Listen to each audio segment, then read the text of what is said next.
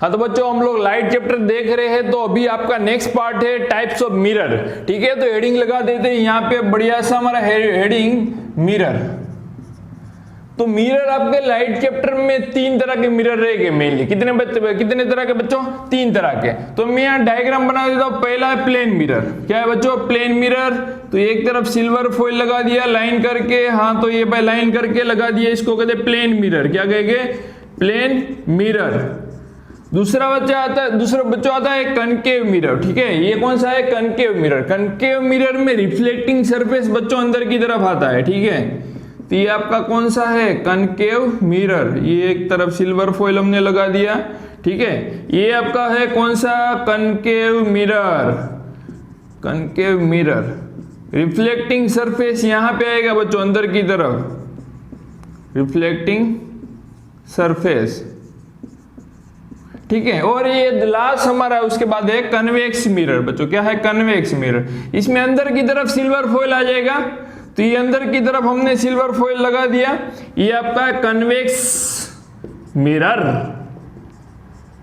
यहां reflecting surface बाहर की तरफ आएगा बच्चों। ठीक है, रिफ्लेक्टिंग सरफेस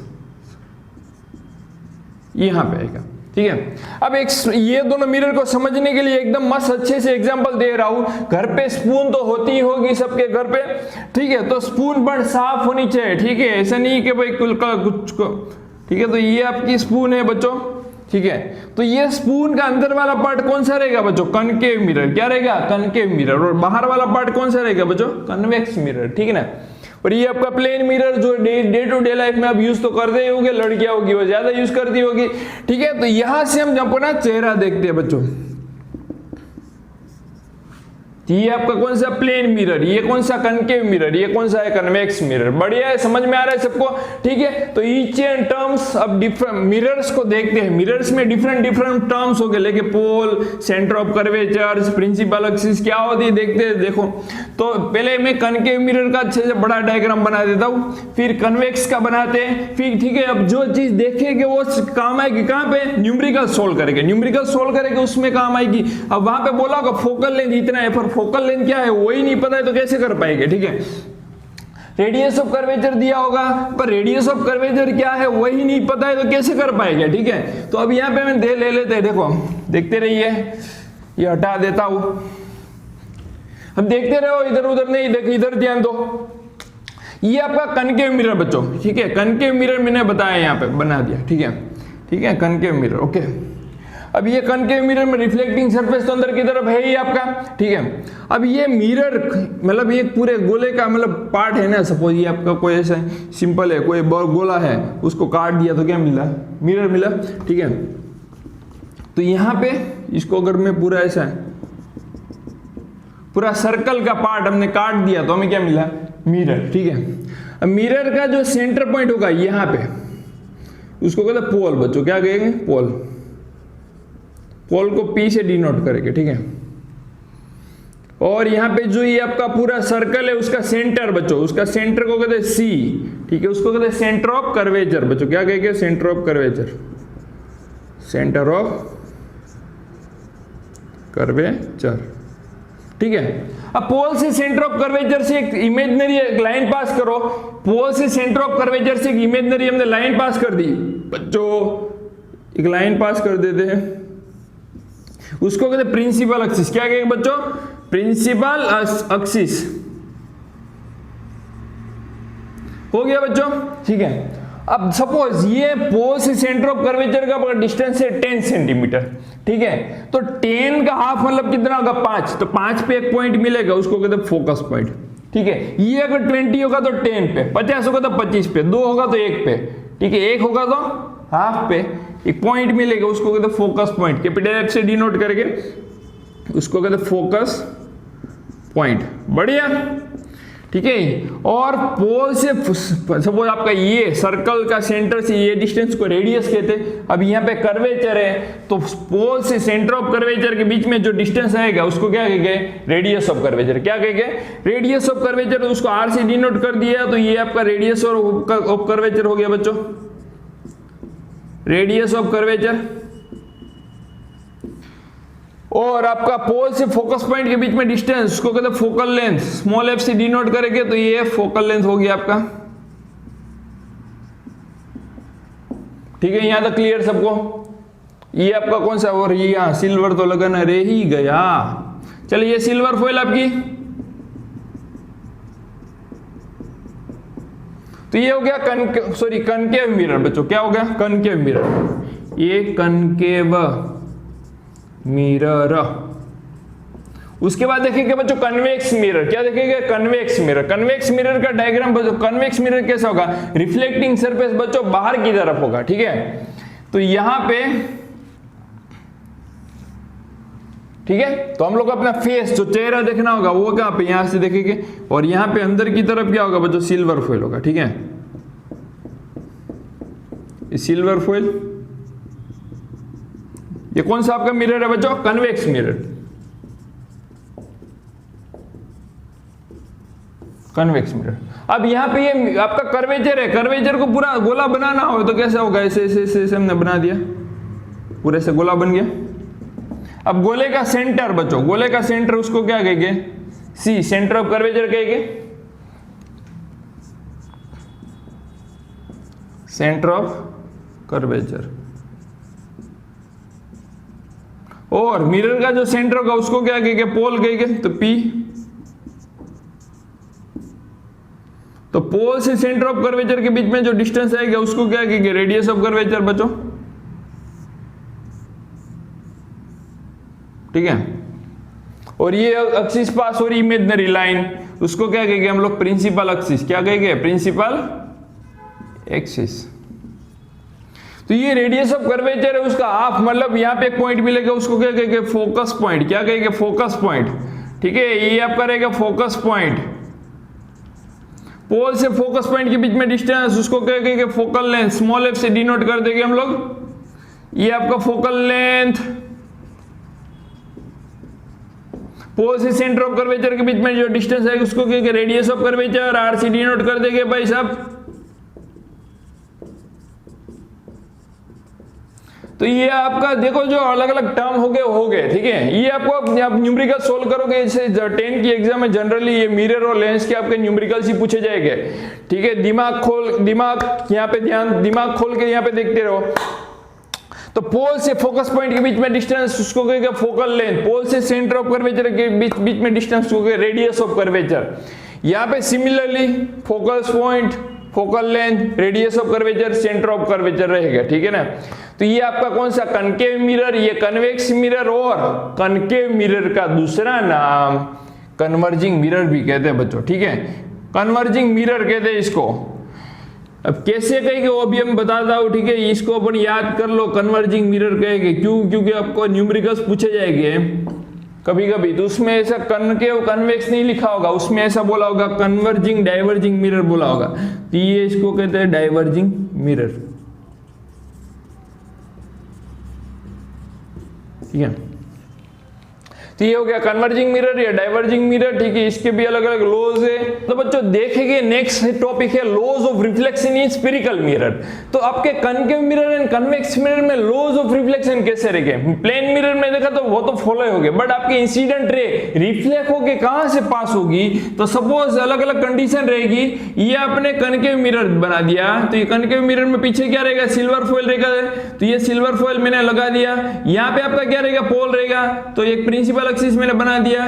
ठीक है भाई, टेढ़ी हो रही है, टेढ़ी चलेगी नहीं, सीधी बना देते। चलो ये सेंटर ऑफ कर्वेचर, ये फोकस पॉइंट। ठीक है ना, अब कोई इंसिडेंट रेज आई, रिफ्लेक्ट होके कहां से पास होगी? वो एफ से पास होगी। तो ये आपका पहला लॉ है। इसलिए कोई भी इंसिडेंट रे पैरेलल होती है प्रिंसिपल एक्सिस से, रिफ्लेक्ट होके कहां से पास होती है? वो फोकस पॉइंट से ही पास होती है। ठीक है, इसीलिए अगर यहां से अगर आप बोलोगे ऐसा क्यों, पर यहाँ पे नॉर्मल बनाओगे तो सी से पास होगा, और यहाँ पे जितने एंगल होगा उतना एंगल ये मिलेगा। तो ये angle of incident equal to angle of reflection हो रहा है। हाँ, तो हो रहा है। तो ये आपका कौन सा रहेगा? ठीक है, ये आपका concave mirror. When incident ray is parallel to principal axis after reflection it will pass from focus point. ये पहला लॉ रहेगा। दूसरा लॉ देखते हैं बच्चों। ठीक है, तो ये आपने यहाँ पे कनकेव मिरर बना दिया। ये आपका पोल, फोकस पॉइंट, ये सेंटर ऑफ कर्वेचर। पीछे सिल्वर फॉइल लगा देते भाई साहब, ये हो गया dot dot dot dot dot dot dot dot, ये आपकी सिल्वर। अब यहाँ पे अब incident rays is passing from focus point. अब ध्यान से देखे ना, कोई इंसिडेंट रेस फोकस पॉइंट से पास होती है तो रिफ्लेक्ट होकर कहां से पास होगी, वो पैरेलल हो जाएगी, ठीक है। When incident rays is passing from focus point after reflection it will parallel to principal axis। ये दूसरा लॉ है। पहला लॉ का वो एकदम उल्टा ही है। सपोज पहले में क्या था, इंसिडेंट रे पैरेलल थी, रिफ्लेक्ट होकर फोकस से पास हो रही थी, अब फोकस से पास होगी तो क्या होगी, पैरेलल हो जाएगी, ये दूसरा लॉ। अब थर्ड लॉ आप बोलोगे ऐसा क्यों भाई, यहाँ पे सी से आप यहाँ पे नॉर्मल बना दिया, angle of incident equal to angle of reflection मिलेगा, ठीक है, इसलिए। अब थर्ड लॉ, ये pole, focus point, centre of curvature, ठीक है। अब कोई इंसिडेंट रेज यहाँ पीछे सिल्वर फॉइल लगा देते हैं तो ये सिल्वर फॉइल आपका हो गया, हाँ भाई ये सिल्वर फॉइल लगा दिया, सिल्वर फॉइल, ओके। अब when incident rays is passing from centre of curvature, कोई incident ray centre of curvature से पास हो रही है, ठीक है, ये सेंटर ऑफ कर्वेचर से पास होगी तो रिफ्लेक्ट होकर कहां से पास होगी, सेंटर ऑफ कर्वेचर से वापस जाएगी, ये थर्ड लॉ है बच्चों। तो ऐसा क्यों भाई साहब, तो यहाँ पे नॉर्मल आपने बना दिया, इस पॉइंट पे एंगल ऑफ इंसिडेंट कितना मिलेगा, 0, एंगल ऑफ रिफ्लेक्शन भी कितना आएगा, 0 आएगा।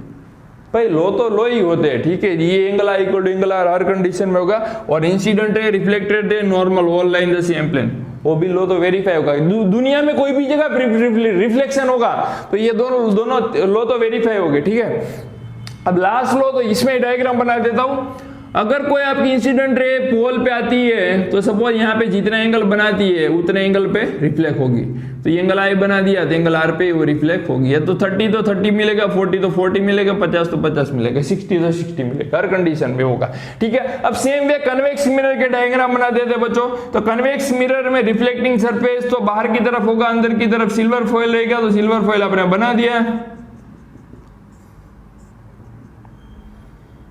ये प्रिंसिपल एक्सिस, ये पोल, ये फोकस पॉइंट, ये centre of curvature. When incident ray is parallel to principal axis after reflection it will diverge, ये डाइवर्जिंग मिरर भी कहते हैं। ये डाइवर्ज कैसे होगा, ध्यान से देखिए, इसको अगर मैं एक्सटेंड करता हूं दूसरी तरफ तो फोकस पॉइंट यहां बना देता हूं, चलो ठीक है, चलता है सब। तो ये फोकस पॉइंट से पास होती है, ठीक है। तो when incident ray is parallel to principal axis it will diverge like such that if you are extending on another side, दूसरी तरफ एक्सटेंड करते हो तो कहां से पास होगी, फोकस पॉइंट से पास होगी। ये पहला लॉ है, किसमें, कन्वेक्स मिरर में। सिमिलरली भाई साहब यहां पे ये आपका पोल है भाई साहब, ये फोकस पॉइंट है और ये सेंटर ऑफ कर्वेचर है, ठीक है ना। अब यहां पे कोई रेज ऐसे आ रही है, उसको एक्सटेंड करते हो तो फोकस पॉइंट से पास होती है, तो क्या हो जाएगी, रिफ्लेक्ट होकर पैरेलल हो जाएगी, ठीक है ना, ये पैरेलल हो जाएगी। एरो बनाना जरूरी है क्योंकि कौन सी रे इंसिडेंट रे, कौन सी रिफ्लेक्टेड रे है, वो एरो से ही पता चलेगा आपको। तो ये आपका दूसरा लो, तीसरा लो यहां पे बना देते हैं। ये pole, focus point, centre of curvature. When incident raise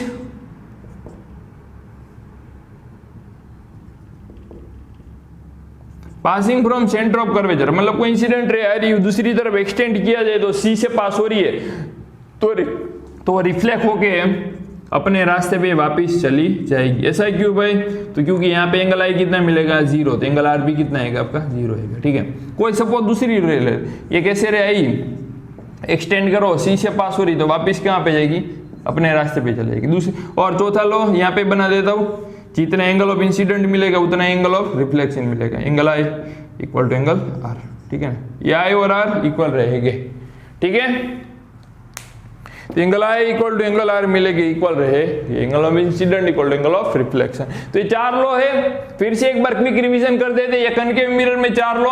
पहला law, when incident ray is parallel to principal axis after reflection it will pass from focus point. ऐसा क्यों, तो क्योंकि इस पॉइंट पे आपने नॉर्मल बना दिया, ये नॉर्मल सी से पास हो रहा है, तो यहाँ पे एंगल ऑफ इंसिडेंट मिलेगा उतना एंगल ऑफ रिफ्लेक्शन मिलेगा, ये पहला लॉ। दूसरा उसका उल्टा है, एक पैरेलल से रिफ्लेक्ट होकर फोकस से पास हो रही है, अब उसका उल्टा, अब फोकस से पास हो रही है तो रिफ्लेक्ट होके कहां से जाएगी, पैरेलल हो जाएगी। ये दूसरा लो है। तीसरा लो सी से पास हो रही तो रिफ्लेक्ट होके कहां से पास हो जाएगी, सी पे ही पास होगी। ये तीसरा लो है।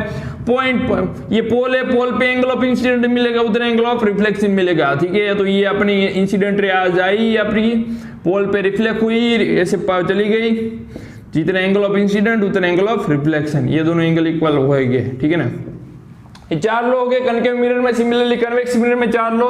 When incident ray is parallel to principal axis after reflection, it will diverge such that if you are extending on another side, it will pass from focus point, ठीक है। इसको कहते हैं डाइवर्जिंग। इसको देखो ये कन्वर्ज कर रहा है, रे इसको कन्वर्ज कर रहा है भाई साहब, इसलिए इसको कहते हैं कन्वर्जिंग मिरर कहते हैं। क्या कहेंगे, कन्वर्जिंग मिरर। और ये रेस को डाइवर्ज कर रहा है, देखो यहाँ पे और एक रेस में पास कर देता हूं तो इसको डाइवर्ज कर देगा, डाइवर्ज करे दूसरी तरफ एफ से पास होगा, इसको कहते हैं डाइवर्जिंग मिरर भी कहते हैं बच्चों, डाइवर्जिंग मिरर। और एक रे सपोज इंसिडेंट रेस आ रही है और यहाँ पे इसकी दूसरी तरफ एक्सटेंड किया, फोकस से पास हो रही थी, रिफ्लेक्ट होकर कहां से पास हो जाएगी, पैरेलल हो जाएगी। ये दूसरा लो है। तीसरा लो, इंसिडेंट रे आई, अगर उसको दूसरी तरफ एक्सटेंड किया जाए तो सेंटर ऑफ कर्वेचर से पास हो रही तो रिफ्लेक्ट होकर कहां से जाएगी, वापिस अपने रास्ते पे ही चले जाएगी। ये तीसरा लो है, ठीक है ना। और ये चौथा, पोल पे एंगल ऑफ इंसिडेंट मिलेगा उतना एंगल ऑफ रिफ्लेक्शन। ये 30 30 40 40 50 50 मिंडी तो मिंडी 60 60 whatever, angle of incident equal to angle of reflection पे ही उतना, दोनों एंगल सेम हो गए इस दोनों कंडीशन में, ठीक है। ये हो गया आपके लॉज। उसके बाद देखेंगे इमेज फॉर्मेशन।